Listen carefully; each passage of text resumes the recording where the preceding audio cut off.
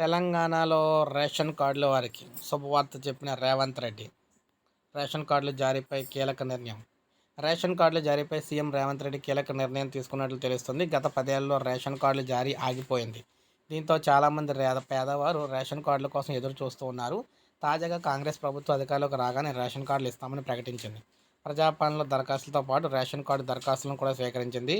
అలాగే ఇంకా ration card కావాలనుకునే వారు మీ సేవలో కూడా దరఖాస్తు చేసుకోవచ్చని కూడా చెప్పింది. అయితే చాలామంది మీ సేవ ద్వారా కూడా రేషన్ కార్డులకు అప్లై చేస్తున్నారు. ఫిబ్రవరి చివరి వరకు కూడా మీ సేవ ద్వారా రేషన్ కార్డులకు దరఖాస్తు చేసుకునేందుకు అవకాశం అయితే ఉంది. అయితే వీరికి ఎప్పుడు రేషన్ కార్డులు జారీ చేస్తారనేది ఇప్పుడు ప్రశ్నగా మారింది.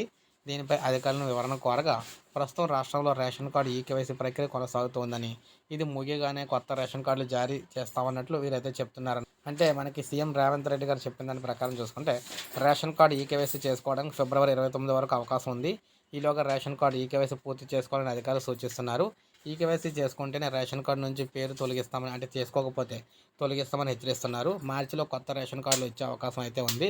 రేషన్ కార్డుల కోసం చాలామంది ఎదురు చూస్తున్న నేపథ్యంలో సీఎం రేవంత్ రెడ్డి గారు అయితే కార్డులపై ఇక్కడ జారీపై స్పందన అయితే ఏ విధంగా ఉందన్నమాట. సో ఇది ఫ్రెండ్స్, ఈ వీడియో నచ్చితే లైక్ చేయండి, సబ్స్క్రైబ్ చేసుకోకపోతే మన ఛానల్ సబ్స్క్రైబ్ చేసుకోండి.